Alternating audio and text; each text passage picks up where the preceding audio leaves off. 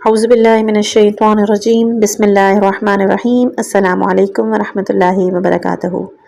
آپ سننے جا رہے ہیں ایک اہم اور بصیرت افروز سلسلہ کہ جس کا عنوان ہے پیارا گھر، جو کہ معروف عالم دین آیت اللہ حسین مظاہری کی مجالس پر مشتمل ہے۔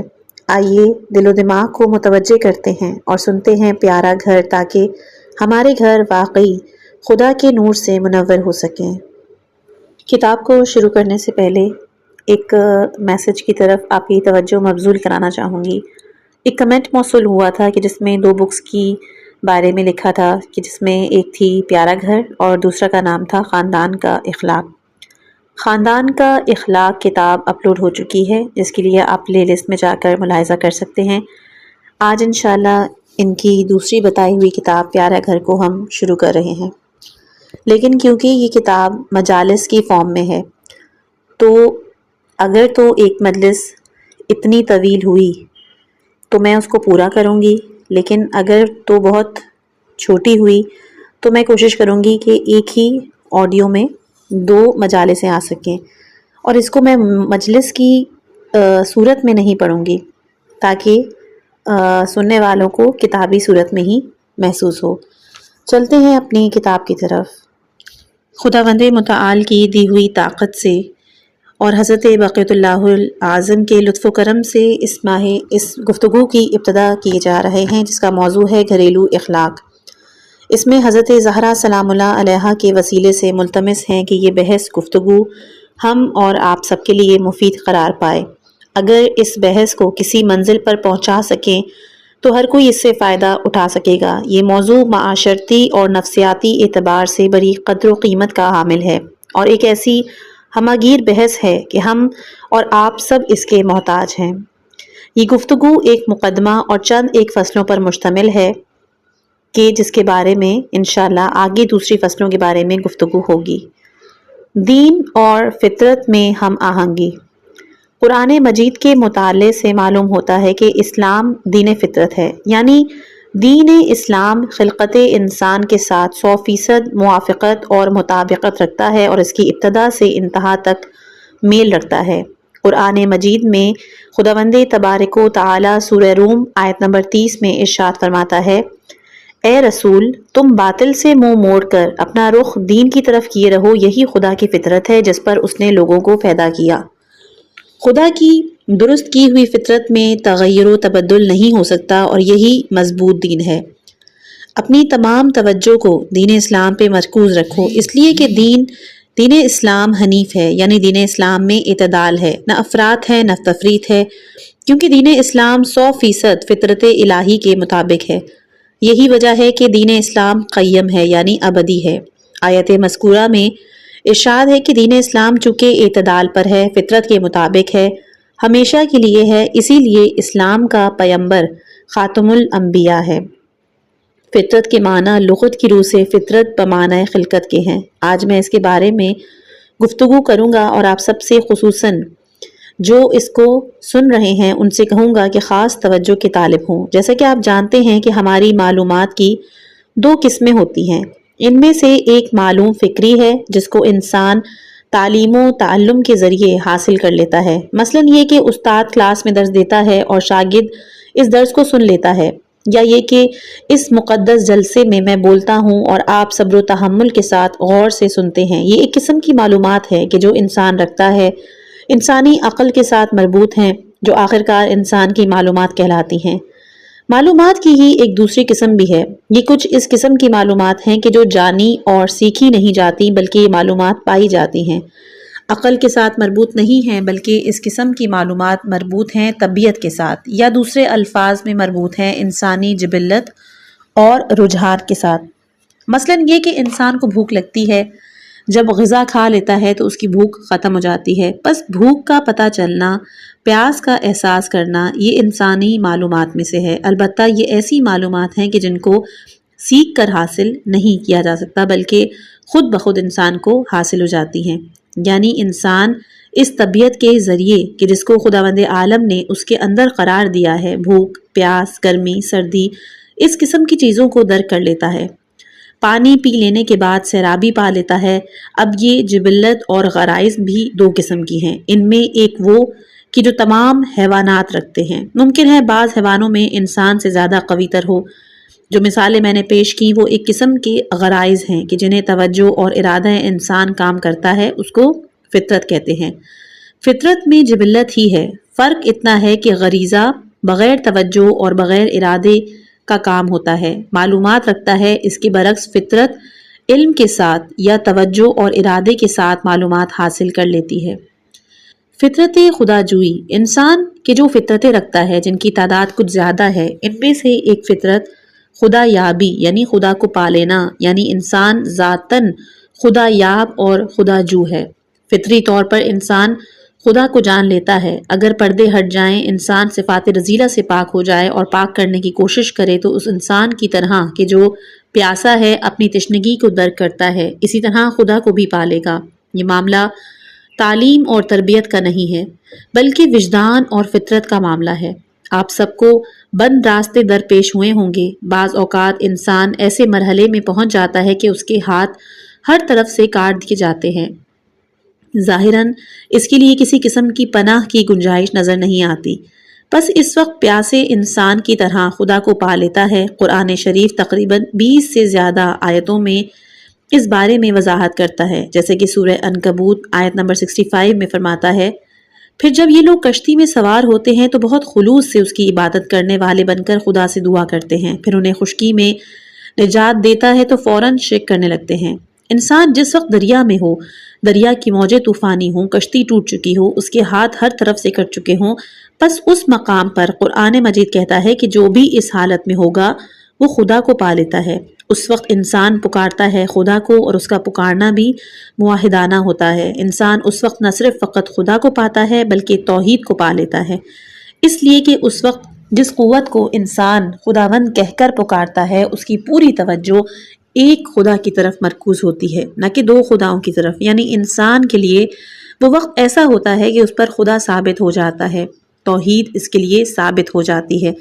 اس وقت انسان جان لیتا ہے اس خدا کو کہ جو سمیع و بصیر ہے، اس خدا کو کہ جو رؤوف ہے، وہ خدا جو کریم و قدیر ہے۔ یعنی انسان قدرت متعلقہ کو پا لیتا ہے، علم مطلق کو اور لطف و رحمت مطلق کو پا لیتا ہے۔ بس یہی وجہ ہے کہ وہ خدا کہنے کے لائق ہے۔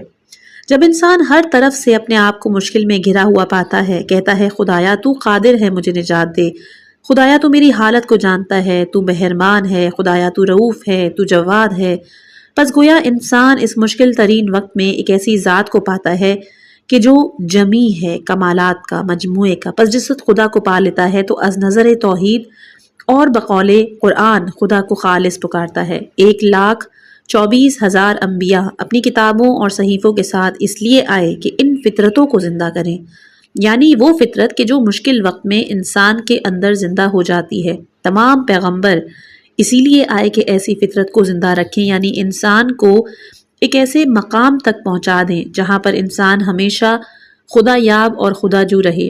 بالفاظ دیگر تمام انبیاء بتمام محراب و منبر ساری عبادتیں محض اس لیے ہیں کہ انسان ہمیشہ خدا کو یاد رکھے۔ سورہ طٰہٰ میں خدا اس مطلب کی طرف اشارہ کرتے ہوئے آیت نمبر 14 میں فرماتا ہے، اس میں شک نہیں کہ میں ہی اللہ ہوں، میرے سوا کوئی معبود نہیں، تم میری ہی عبادت کرو، میری یاد کے لیے نماز پڑھو، میں خدائے یگانہ و یکتا ہوں۔ آپ کہاں سے سمجھیں گے کہ خدا ایک ہے؟ اس کو سمجھنے کے لیے عبادت کرو، خدا سے رابطہ رکھو، نماز پڑھو، اس لیے کہ نماز پڑھنا ایک قسم کا رابطہ ہے خدا کے ساتھ، اور نماز آپ کو یہ حالت عنایت کرتی ہے۔ یہ آیت مجیدہ کہتی ہے کہ یہ منبر اور محراب اس لیے ہیں کہ انسان خدا کو پالے، اس کی قدرت کو سمجھ لے۔ 1,24,000 انبیاء کتابوں کے ساتھ آئے ہیں، ان سب کا مقصد یہی ہے کہ انسان خدا کو پالے، خدا کو بھول نہ جائے۔ اس تشنہ شخص کی طرح کہ جو اپنی تشنگی کو پا لیتا ہے، اے انسان تو بھی ہمیشہ محبت خدا میں تشنا رہا کر۔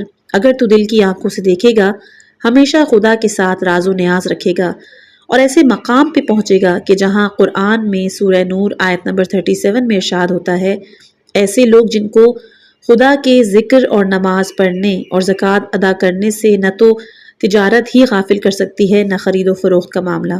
اگر انسان حقیقی بندہ خدا بن جائے پھر کوئی چیز اس کے لیے رکاوٹ نہیں بن سکتی۔ اگر ہم دل کی آنکھوں سے خدا کو نہیں دیکھ سکتے، قرآن اس بارے میں کہتا ہے کہ پردہ حائل ہے۔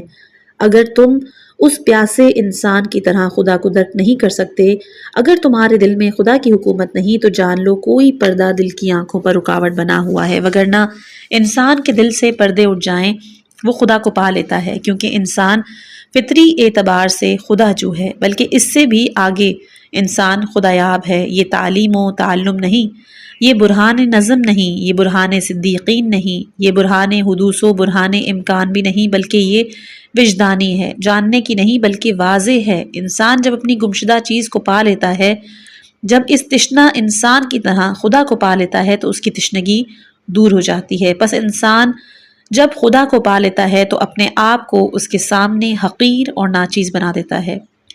عبادت بھی ان تمام فطرتوں میں سے ایک ہے۔ یہی ماہ مبارک رمضان کے روزے انسان کی فطرت کے مطابق ہے، اس لیے کہ انسان جب خدا کو پاتا ہے تو اس کا جی چاہتا ہے کہ خدا سے تشبیہ پیدا کرے۔ خدا کے ساتھ سب سے اچھا اور بہتر تشبیہ روزے ماہ مبارک رمضان ہے۔ ہم دیکھتے ہیں کہ بعض خدا کے بندے ماہ مبارک رمضان کے روزے سے کتنی لذت حاصل کرتے ہیں۔ دیکھتے ہیں کہ امام سجاد علیہ السلام کو ماہ رمضان کی ابتدا میں کتنی خوشی ہوتی تھی۔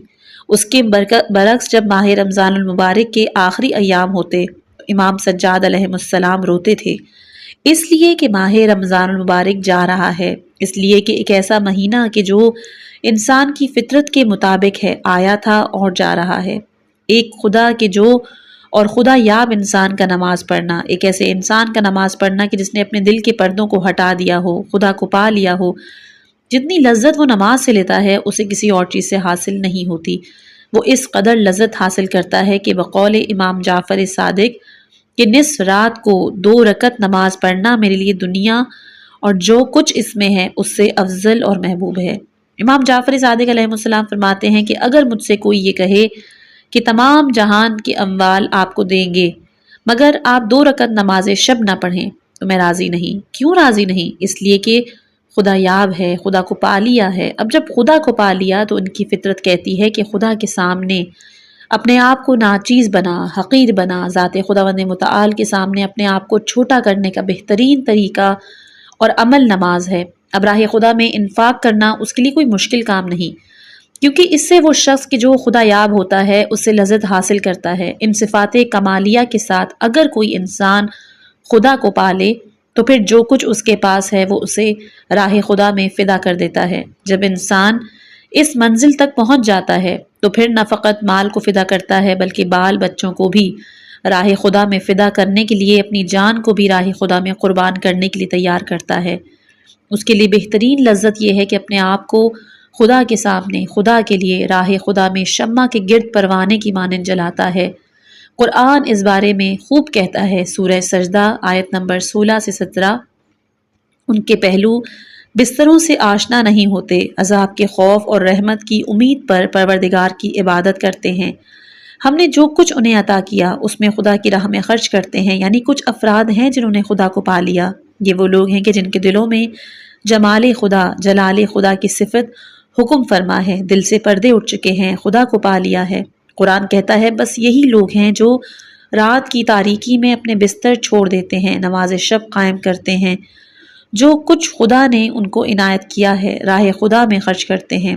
اس کے بعد کہتا ہے کہ اللہ کی راہ میں انفاق اور نماز شب کا پڑھنا اس سے کہ جو لذت حاصل ہوتی ہے اس کا کوئی بھی درک نہیں کر سکتا مگر وہ شخص کہ جو اس منزل تک پہنچ چکا ہے۔ بس جب انسان خدا کو پا لیتا ہے تو پھر نماز اور روزہ اس کے لیے فطری بن جاتے ہیں۔ نماز اور روزے سے لذت حاصل کرنا اس کے لیے ایک امر وجدانی بن جاتا ہے۔ اس کے بعد پھر وہ نہ فقط خمس اور زکوٰۃ ادا کرتا ہے بلکہ ہر وہ چیز کہ جو اس کے پاس موجود ہے، یہاں تک کہ اولاد اور اپنی جان و مال راہ خدا میں فدا کرنا ایک امر فطری ہے، وجدانی بن جاتا ہے۔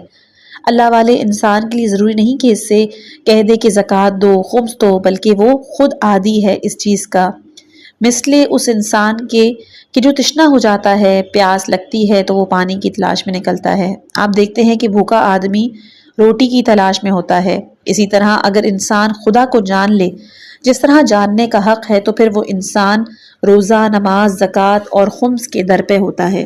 بس اب اس کے لیے بہترین لذت یہ ہے کہ جائے اور خانہ خدا کا طواف کرے، یعنی ایک عاشق اپنے معشوق کے در و دیوار کو چومے، طواف کرتا ہے، صفا و مروہ کے درمیان سعی کرتا ہے، ہر وہ چیز کی جو اس کو لذت بخشتی ہے انجام دیتا ہے، کیونکہ صاحب خانہ کو اس نے پہچان لیا۔ صاحب خانہ اس کے دل کے اندر ہے، وہی اس کے دل پر حکومت کرتا ہے۔ جب یہ حالت کسی کی پیدا ہو جائے تو پھر اس کے دل میں کوئی چیز نہیں سما سکتی، تمام عبادات اب اس کے لیے فطری بن جاتی ہیں، نماز، روزہ، زکوٰۃ، خمس، امر بالمعروف، نہی عن المنکر، تولا، تبرع، یہ سب چیزیں اس کے لیے فطری ہیں۔ کیوں؟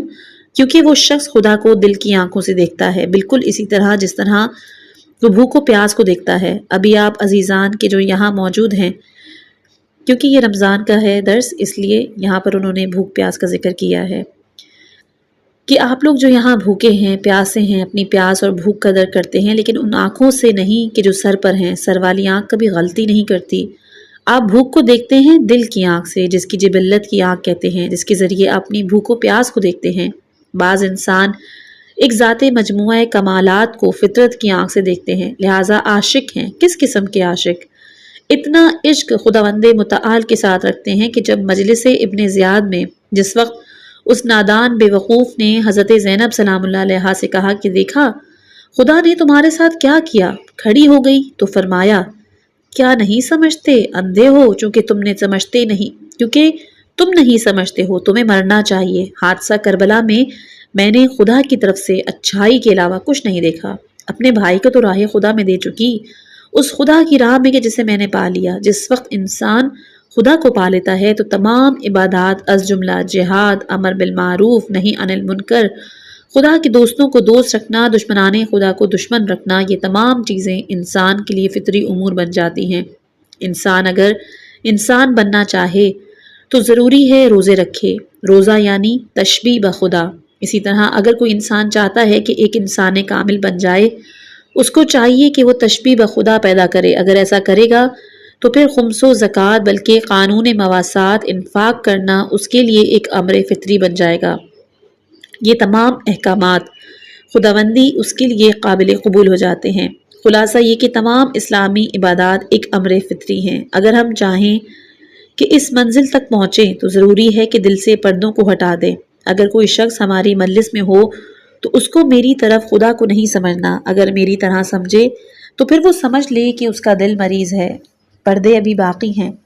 اس طرح کوئی شخص اس جلسے میں شریک ہے مگر نماز اس کے لیے سنگین ہے تو وہ سمجھ لے کہ وہ مریض ہے۔ انسان کبھی بھوکا ہوتا ہے مگر یہ معلوم نہیں کر پاتا کہ بھوکا ہے کیونکہ مریض ہے، 2 دن سے کچھ بھی نہیں کھایا لیکن غذا کی طرف مائل نہیں، کھانے کی طرف توجہ نہیں چونکہ مریض ہے، جس کی وجہ سے وہ جبلت کام نہیں کرتی۔ جو شخص ماہ رمضان کے ان دروس کو سنتا ہے لیکن انفاق در راہ خدا میں خرچ کرنے سے سست ہے تو سمجھ لے وہ مریض ہے۔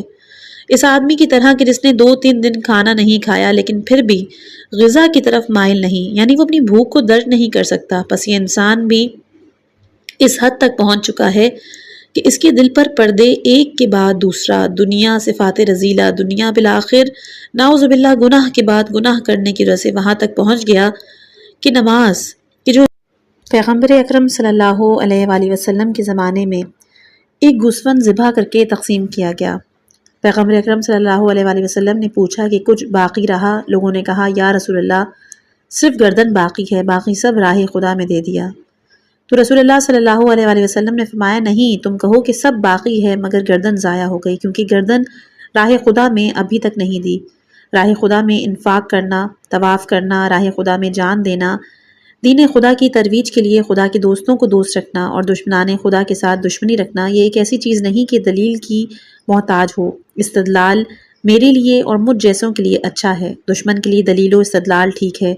آپ سب کو چاہیے کہ اصول دین کے بارے میں دلیل و استدلال رکھیں، لیکن یہاں پر استدلال کا کوئی کام نہیں۔ ممکن ہے ہماری مجلس میں ایسے لوگ بھی ہوں کہ جو برہان صدیقین کا تجربہ اور تحلیل کریں، حرکت جوہر، معاد جسمانی، ملا صدرہ کو اچھی طرح واضح کریں، لیکن کیا عبادت ان کے لیے فطری ہوگی؟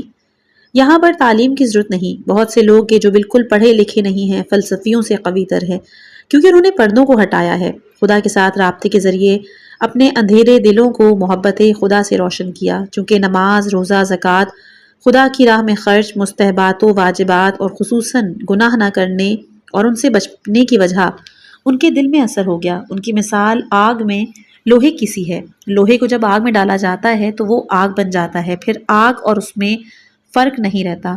اسی طرح لکڑی جب آگ میں ڈالی جاتی ہے تو پھر یہ آگ بن جاتی ہے۔ اس قسم کے آدمی کے لیے الف با کی تعلیم کی ضرورت نہیں ہوتی۔ اس قسم کے آدمی کو پاکیزگی اور گناہ سے پرہیز کی ضرورت ہوتی ہے، جیسے کہ سورہ طٰہٰ آیت نمبر 14 میں قرآن میں ہے، اس میں شک نہیں کہ میں ہی اللہ ہوں، میرے سوا کوئی معبود نہیں، میری عبادت کرو اور میری یاد کے لیے نماز قائم کرو۔ اس آیت مجید میں خدا کہتا ہے، میرے بندے کیا تو مجھے پا لینا چاہتا ہے؟ لیکن اس سر والی آنکھ سے نہیں، یہ تو حیوان کی ہے۔ اگر دیکھنا چاہتے ہو تو تم اس آنکھ سے دیکھو جو حیوان نہیں رکھتا۔ کیا تم میرا سلام سننا چاہتے ہو؟ اس کانوں سے نہیں، یہ تو حیوانوں کے ہیں، اس کان سے کہ جو انسان کا ہے۔ سنو گے تو مجھے پالو گے۔ اے انسان، اگر تو چاہتا ہے کہ مجھے دیکھے، میرا کلام سنے، آؤ میں وہ راستہ تمہیں بتاؤں کہ جس پر چل کر تو مجھ تک پہنچ سکتا ہے۔ وہ کیا ہے؟ عبادت۔ اپنے رابطے کو، اپنے تعلق کو میرے ساتھ مضبوط کرو۔ جب رابطہ مضبوط ہو جائے تو پھر ایک طرف نظر کرو کہ وہ نماز ہے۔ اقم الصلاۃ، یعنی وہ چیز جو تجھے جلدی مجھ تک پہنچا سکتی ہے وہ نماز ہے۔ نماز اول وقت میں آپ سے درخواست کرتا ہے کہ ماہ رمضان مبارک میں نماز شب ضرور پڑھیے۔ آپ سے درخواست کرتے ہیں کہ اس ماہ رمضان میں خدا کے ساتھ آپ کی یہ گفتگو ہونی چاہیے۔ خوشحال ہوں وہ شخص کہ جو راز و نیاز رکھتے ہیں، یعنی خدا سے بات کرتے ہیں۔ خدا کے بندے کے ساتھ بات کرنا، خدا کا بندے کے ساتھ بات کرنا کیسے ممکن ہے؟ قرآن پڑھنے کے ساتھ۔ امام صادق علیہ السلام فرماتے ہیں، اے انسان، جب قرآن پڑھتے ہو یا ایھا الذین آمنو تک پہنچو تو کہو لبیک لبیک، یعنی جی ہاں۔ بہت سے لوگ ہیں کہ جب کہا جاتا ہے یا ایھا الذین آمنو، واقعاً وہ کلام خدا کو سنتے ہیں، ان کانوں سے نہیں کہ جو بقول مثنوی ان انسانی کانوں سے سنتے ہیں۔ انسان جب دل کے کانوں سے کلام خدا کو سن لیتا ہے تو وہ جواب دے سکتا ہے اور کہہ سکتا ہے لبیک۔ دعا کا کیا مطلب؟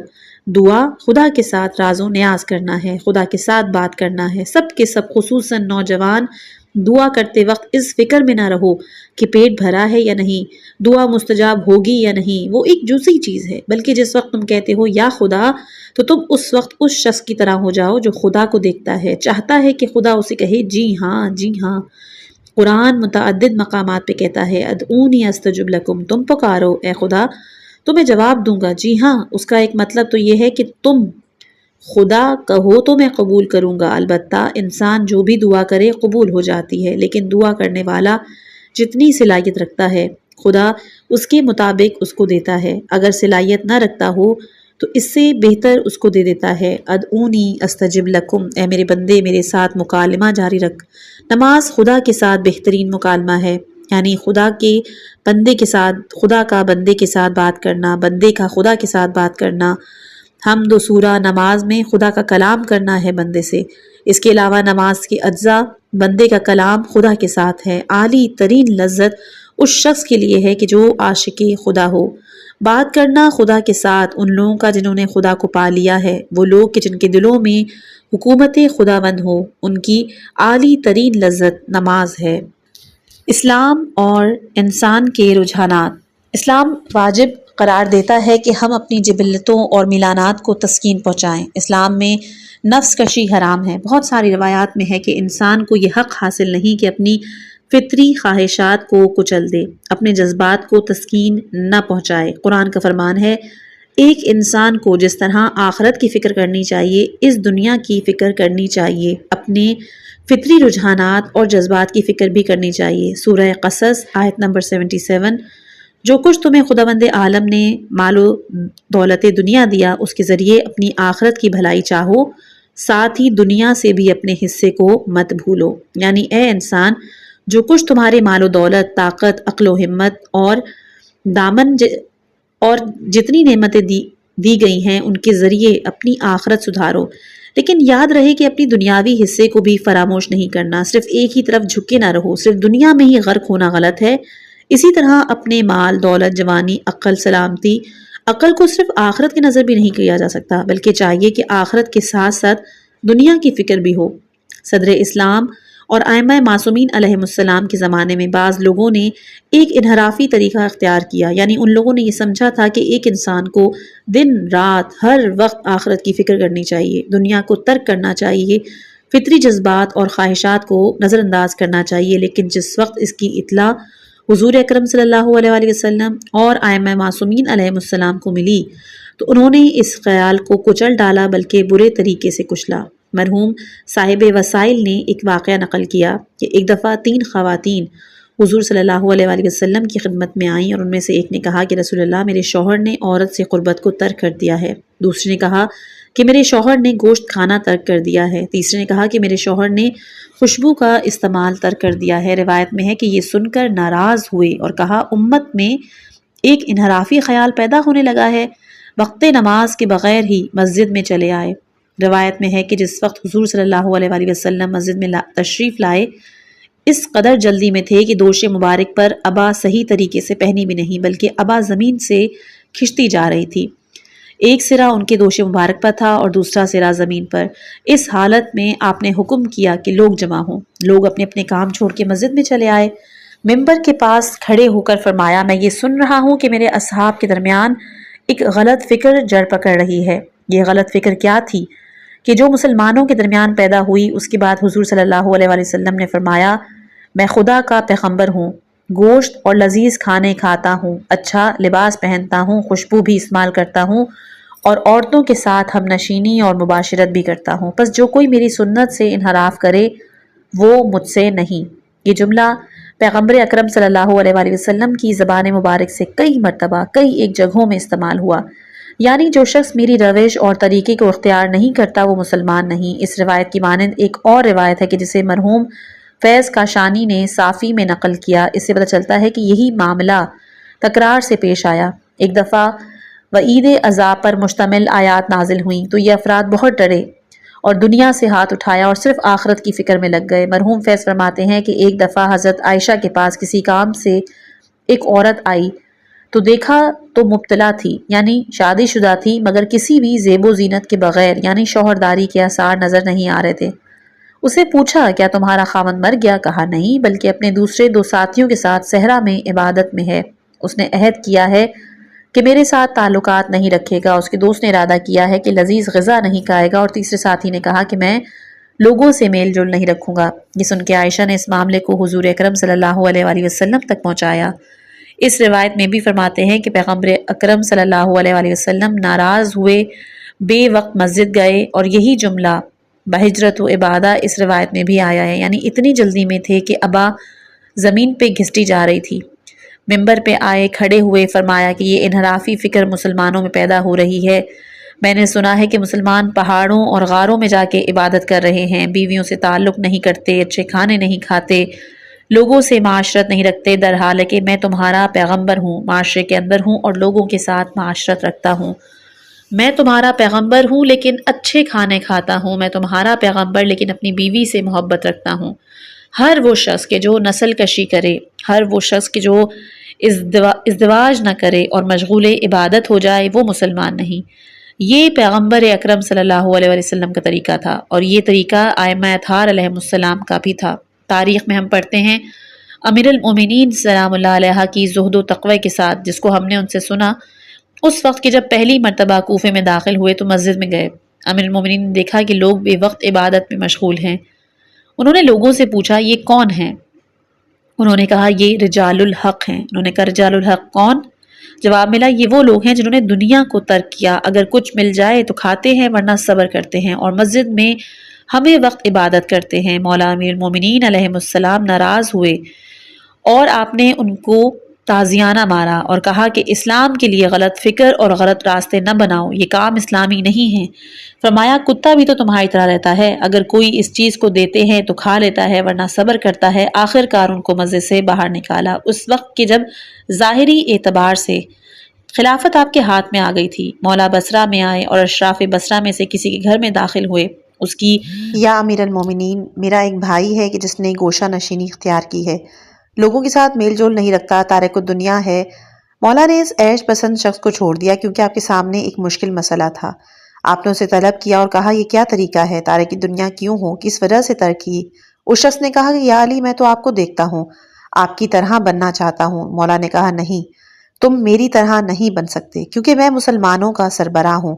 مسلمانوں کے رہبر کو رہن سہن کے اعتبار سے عوام کے سب سے پست آدمی کے برابر ہونا چاہیے، لیکن تمہارے لیے حکم یہ ہے کہ تم حد وسط اختیار کرو۔ تمہیں چاہیے کہ تارک دنیا نہ بنو، تم کو مزدوری کرنی چاہیے، تمہیں چاہیے کہ اپنے لیے ایک رفاہی زندگی تشکیل دو تاکہ تم اور تمہارے بیوی بچے راحت میں زندگی بسر کر سکیں۔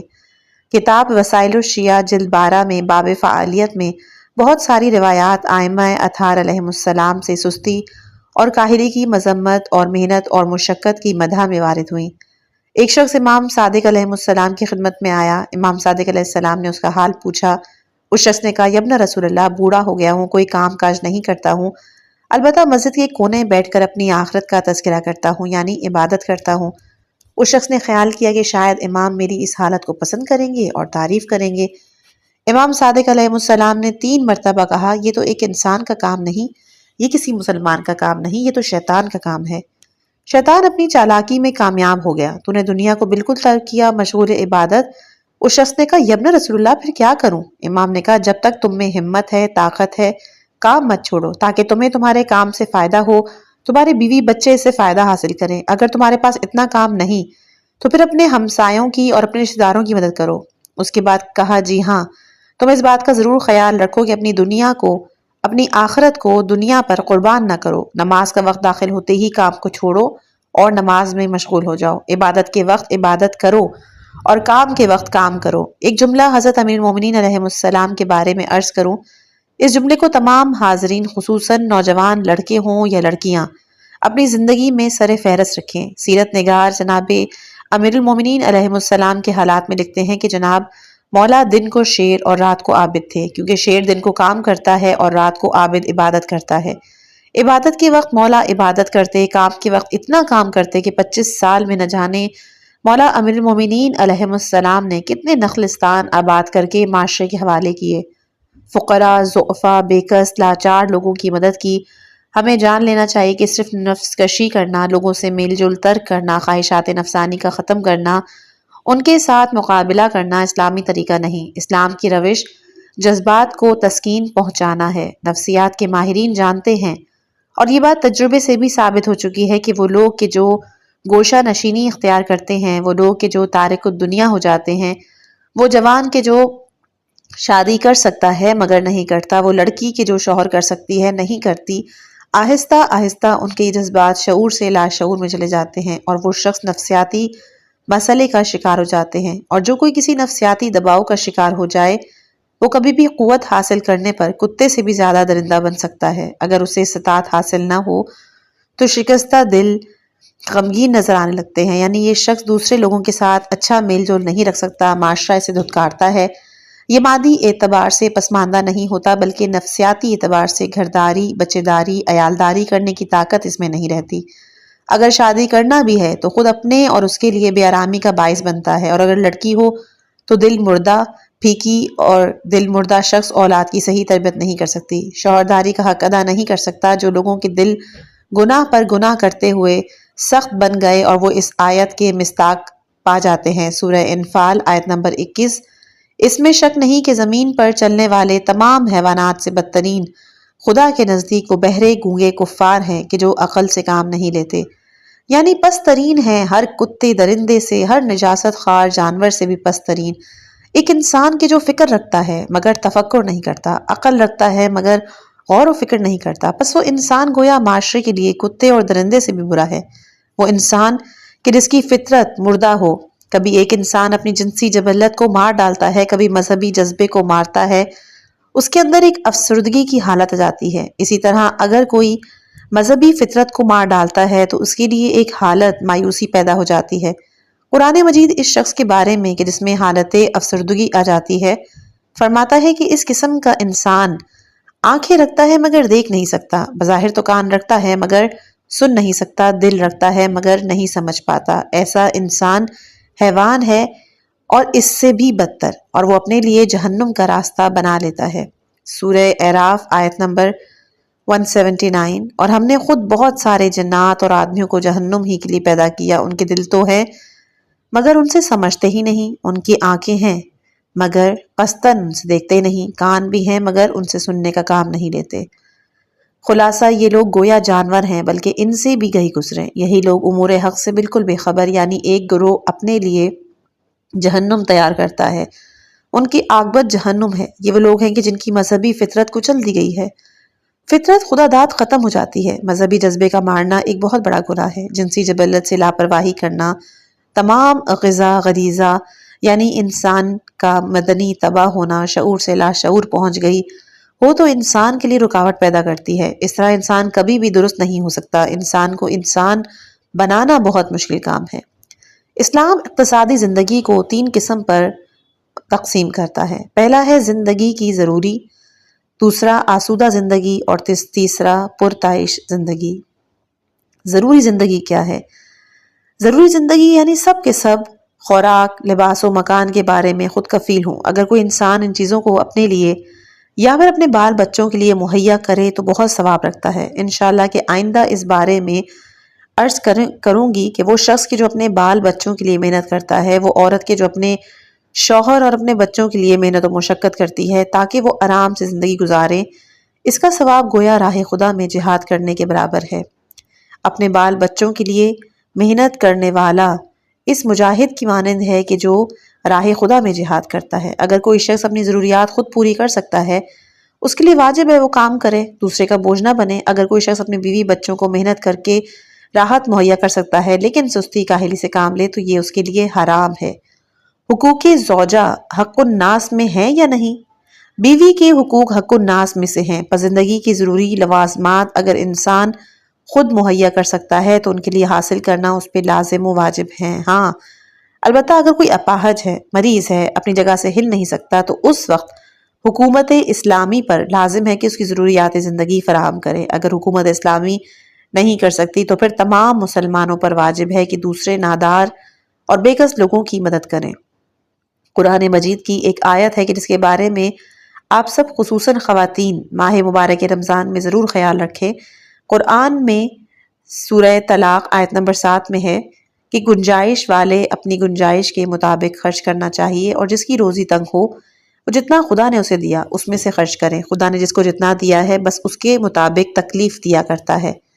یعنی قرآن فرما رہا ہے کہ ہر انسان کے لیے ضروری ہے کہ وہ اپنی قدرت کے مطابق اپنی اور دوسروں کی ضروریات زندگی کو مد نظر رکھے۔ یعنی اگر ایک انسان 10 آدمیوں کو یا 20 آدمیوں کو پال سکتا ہے تو اس پر لازم ہے کہ وہ ان کا خیال رکھے، مگر وہ شخص کہ جو 10 آدمیوں کو پال نہیں سکتا تو جتنا اس سے ہو سکتا ہے انفاق کرے، یعنی افطار کے کھانے سے ایک لقمہ کم کر کے اسے دوسرے کی مدد کرے۔ اسی طرح لباس سے ایک جوڑا کم کر کے ایک غریب کی صدر پوشی کرے۔ اسی طرح ایک کمرہ استعمال میں لا کر دوسرے کو رہنے کی جگہ مہیا کرے۔ اگر اس آیت پر آپ غور کریں تو معلوم ہو جائے گا کہ ہم سب مسئول ہیں۔ آخر ماہ شعبان روز جمعہ رسول اللہ صلی اللہ علیہ وآلہ وسلم نے ایک خطبہ دیا۔ خطبے میں ہم سب کو یاد دلایا کہ ہم سب دوسروں کی فکر میں رہیں، لوگوں کو افطاری دے، خصوصاً وہ لوگ کہ جو افطاری دینے کی صلاحیت رکھتے ہوں۔ اس وقت ایک شخص کھڑا ہوا اور رسول خدا صلی اللہ علیہ وآلہ وسلم سے سوال کیا، یا رسول اللہ، وہ لوگ جو افطاری نہیں دے سکتے وہ کیا کریں؟ انہوں نے کہا تم لوگوں کو کھلاؤ، اگرچہ ایک دانہ خرمے کا ہو یا ایک گھونٹ پانی ہی کیوں نہ ہو۔ اس روایت کا مطلب یہ نہیں کہ افطار کے وقت بس ایک دانہ خرمے کا دیا جا سکتا ہے، ایک ایک دانہ دے کر انسان خیال کرے 1000 افطاریاں دے دی۔ اس آیت کے معنی ہے کہ اپنی قدرت کے مطابق دوسروں کا خیال رکھو۔ وہ شخص کہ جو دوسروں کی مدد کر سکتا ہے، قدرت و صلاحیت رکھتا ہے تو وہ دوسروں کی مدد کرے، لیکن وہ شخص کہ جو دوسروں کی مدد نہیں کر سکتا وہ اتنا تو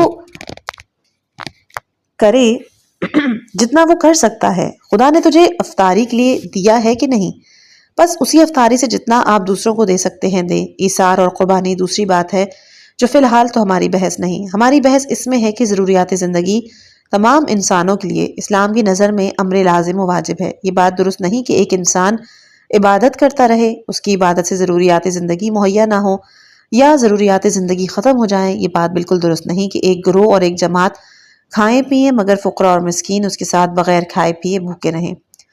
دوسرا ہے آسودہ زندگی۔ آسودہ زندگی کو بھی اسلام پسند کرتا ہے، یہاں تک کہ زمانہ پیغمبر اکرم صلی اللہ علیہ وآلہ وسلم میں لوگوں میں ایک غلط فکر رائج تھی کہ بعض لوگوں نے لذیذ کھانوں سے ہاتھ اٹھا لیا تھا، ایک آیت اتری تھی سورہ اعراف آیت نمبر 32، اے رسول ان سے پوچھو کہ جو زینت کے ساز و سامان اور کھانے پینے کی صاف ستھری چیزیں خدا نے اپنے بندوں کے واسطے پیدا کی کس نے حرام کی؟ اے مسلمان، خداوند عالم نے اس دنیا میں جو کچھ خلق کیا ہے وہ تیرے لیے ہے تاکہ تو خوشگوار راحت کی زندگی گزار سکے۔ پھر جب خدا نے تیری راحت اور آسائش کے لیے خلق کیا تو پھر کیوں ان لذیذ کھانوں کو اپنے اوپر حرام کیا؟ پھر شادی کیوں نہیں کرتے؟ دنیا میں بغیر اولاد کے کیوں رہتے ہو؟ اس کے بعد آگے ہی فرماتا ہے کہ دنیا میں جو کچھ ہے وہ تیرے لیے ہے، اگر کافر کھاتا ہے تو تیرے سر کا صدقہ، میں نے تو تیرے لیے خلق کیا، چنانچہ بہشت بھی تیرے ساتھ مختص ہے، کافر اس کی خوشبو تک نہیں سونگھ پائیں گے۔ یہ آیت ہمیں بتاتی ہے کہ زندگی رفاہی سب کے لیے ہے، تمام انسانوں کے لیے ہے، وہ لوگ کہ جو اپنے لیے، اپنے بال بچوں کے لیے خوشگوار زندگی کا ماحول فراہم کر سکتے ہیں کریں۔ وہ لوگ معاشرے کے لیے، اپنے رشتہ داروں کے لیے رفاہی زندگی فراہم کر سکتے ہیں، ان پہ لازم ہے کہ وہ ان کو آسودہ زندگی فراہم کریں۔ گویا اسلام انسان کو دنیا میں ایک خوشگوار زندگی گزارنے کی اجازت دیتا ہے۔ اسلام میں ایک اچھا اقتصاد ہے، لیکن حیف ہے کہ پانی برتن میں موجود ہے مگر ہم پیاسے پھر رہے ہیں۔ افسوس ہے اسلام میں ایک بہترین قانون ایک دوسرے کی مدد کرنا موجود ہے، لیکن ہم نے اسے بھلا دیا۔ اکثر پیغمبر اکرم صلی اللہ علیہ وآلہ وسلم ممبر کے اوپر جا کر افسوس کرتے تھے، میری امت میری زندگی کے بعد قانون مواسات پر عمل نہیں کرے گی۔ سب مسلمانوں کو دنیا میں ایک خوشگوار زندگی گزارنی چاہیے۔ وہ شخص کہ جو اپنے آپ کو رفاہی زندگی سے محروم کرتا ہو، قرآن کے مطابق وہ ایک فعل حرام انجام دے رہا ہے، ایک برے کام کا مرتکب۔ رفاہی زندگی کا ترک کرنا ایک قسم کی خودسری ہے۔ انسان کو خودسر نہیں ہونا بلکہ اپنی زندگی کو تابع قرآن بنانا ہے۔ انسان کو اپنے نظریے کا تابع نہیں ہونا چاہیے بلکہ اپنے آپ کو، اپنے نظریے کو پیغمبر اکرم صلی اللہ علیہ وآلہ وسلم اور ائمہ اطہار علیہ السلام کے نظریے کا تابع بنانا چاہیے۔ وہ عورت جس کا شوہر شہید ہوا ہے وہ اپنے لیے کالے لباس کو اپنا لیتی ہے۔ قرآن ان چیزوں کے بارے میں کہتا ہے غلط ہے، یہ چیزیں میری بتائی ہوئی نہیں، خود کی بنائی ہوئی ہیں۔ یہ کیا ہے؟ شوہر شہید ہو گیا تو پھر دوسری شادی نہیں کر سکتے، اس کے سامنے شوہر کا نام لیا جائے تو ناراض ہوتی ہے۔ قرآن کہتا ہے یہ تیرا ناراض ہونا غلط ہے، یہ قسم کی خودسری ہے، خلاف قرآن ہے، خلاف روش ائمہ طاہرین علیہم السلام ہے۔ جو جوان شادی کر سکتا ہے، صلاحیت موجود ہے، لیکن شادی نہیں کرتا۔ لڑکی شادی کر سکتی ہے، خاص کاری کے لیے لوگ آتے ہیں مگر کہتی ہے ابھی جلدی نہیں ہے۔ اپنے جنسی جبلت سے پوچھو ابھی جلدی ہے یا نہیں۔ وہ غدود کے جو تمہارے خون کے اندر مترشح کرتا ہے اس سے پوچھو آیا ابھی دیر ہے یا جلدی۔ پیغمبر اکرم صلی اللہ علیہ وآلہ وسلم سے پوچھو کہ جس حالت میں آپ ہیں شادی کرنے میں جلدی ہے یا دیری۔ رسول اللہ صلی اللہ علیہ وآلہ وسلم نے فرمایا وہ لڑکی جو شادی کر سکتی ہے نہ کرے، وہ شہید کی بیوی کہ جو شادی کر سکتی ہے نہ کرے، وہ لڑکا کہ جو ازدواج کر سکتا ہے مگر نہ کرے، وہ شخص کہ جو شادی کر سکتا ہے نہ کرے۔ اسلام کہتا ہے وہ مسلمان نہیں ہے۔